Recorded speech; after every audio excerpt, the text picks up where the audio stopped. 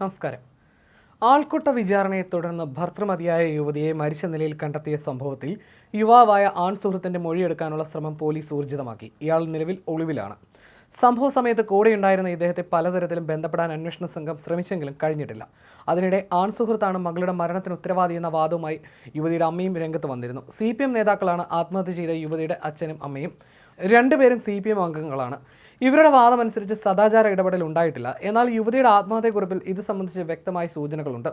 അതിനിടെ കായോട്ടെ സദാചാര ഗുണ്ടായിസത്തെ തുടർന്നുള്ള യുവതിയുടെ ആത്മഹത്യയിൽ പ്രതികരിച്ച് CPM കേന്ദ്ര കമ്മിറ്റി അംഗം PK ശ്രീമതി രംഗത്ത് വരികയും ചെയ്തു. നടന്നത് താലിബാനിസമാണെന്നായിരുന്നു PK ശ്രീമതിയുടെ പ്രതികരണം.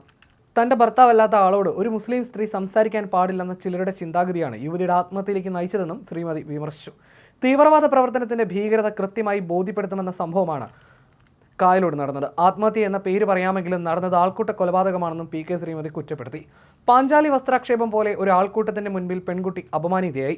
ജീവിച്ചിരിക്കാൻ തോന്നാത്ത വിധം മാനസികമായ പീഡനത്തിന് വിധേയായി. നിയമം കയ്യിലെടുക്കാൻ ഇവർക്ക് ആരാണ് അധികാരം കൊടുത്തതെന്നും PK ശ്രീമതി ചോദിച്ചു. ഒരു പാവം സഹോദരനും സഹോദരിക്കും നേരെ വ്യക്തിഹത്യ നടത്തുന്നത് അതിഭീകരമാണ്. 3 പേരെ അല്ല, മുഴുവൻ ആളുകളെയും അറസ്റ്റ് ചെയ്യണം. ഏത് സംഘടനയായാലും ആർക്കും ഇതിൽ നിന്ന് രക്ഷപ്പെടാനാകില്ല. അതിശക്തമായ പ്രതിഷേധം ഉയർന്നു വരേണ്ട സംഭവമാണിതെന്നും അല്പമെങ്കിലും സംസ്കാരമുണ്ടെങ്കിൽ ഇതിനോട് യോജിക്കാൻ കഴിയില്ലെന്നും PK ശ്രീമതി പ്രതികരിച്ചു. ഈ ശ്രീമതിയുടെ വാദത്തെ തള്ളുന്ന നിലപാടാണ് CPM അംഗങ്ങളായ യുവതിയുടെ അമ്മ എടുക്കുന്നതെന്നതും ശ്രദ്ധേയമാണ്. കഴിഞ്ഞ ദിവസമാണ് കായലോട് പറമ്പായിൽ റസീന മൻസിലിൽ റസീനയെ വീടിനുള്ളിൽ തൂങ്ങി മരിച്ച നിലയിൽ കണ്ടെത്തുന്നത്. ആൾക്കൂട്ട വിചാരണയാണ് കാരണമെന്ന ആത്മഹത്യക്കുറിപ്പിലെ സൂചനയുടെ അടിസ്ഥാനത്തിൽ SDPI പ്രവർത്തകരായ പറമ്പായിലെ MC മൻസിലിൽ VC Mubasheer, കണിയൻ്റെ വളപ്പിലെ KA Faisal, കൂടത്താൻകണ്ടിയിൽ VK Rafnas എന്നിവരെ പോലീസ് അറസ്റ്റ് ചെയ്തു. ഇവർ റിമാൻഡിലാണ് നിലവിൽ. ഞായറാഴ്ച വൈകിട്ട് കായലോട് അച്ചങ്കര പള്ളിക്ക് സമീപം കാറിനരികിൽ റസീന സുഹൃത്തിനോട് സംസാരിച്ച് നിൽക്കുന്നത് ഇവർ ചോദ്യം ചെയ്തിരുന്നു.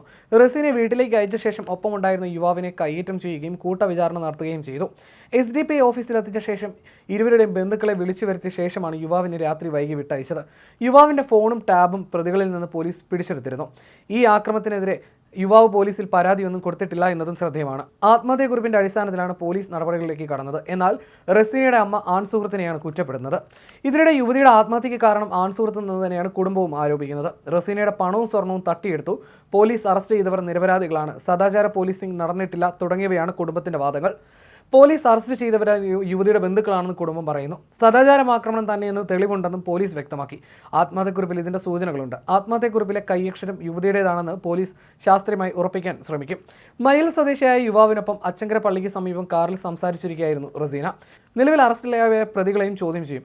കൂടുതൽ ആൾക്കാരെ വിളിച്ചു വരുത്തി പരസ്യമായി അപമാനിച്ചെന്നും റസീനയുടെ ആത്മഹത്യക്കുറിപ്പിൽ പറയുന്നു. തുടർന്ന് യുവാവിനെ സമീപത്തെ മൈതാനത്തെത്തിച്ച് ക്രൂരമായി മർദ്ദിച്ചെന്നും മൊബൈൽ ഫോണും ടാബും പ്രതികൾ കൈക്കലാക്കിയെന്നാണ് ആരോപണം. പിന്നാലെയാണ് റസീനയെ ജീവനൊടുക്കിയ നിലയിൽ കണ്ടെത്തുന്നത്.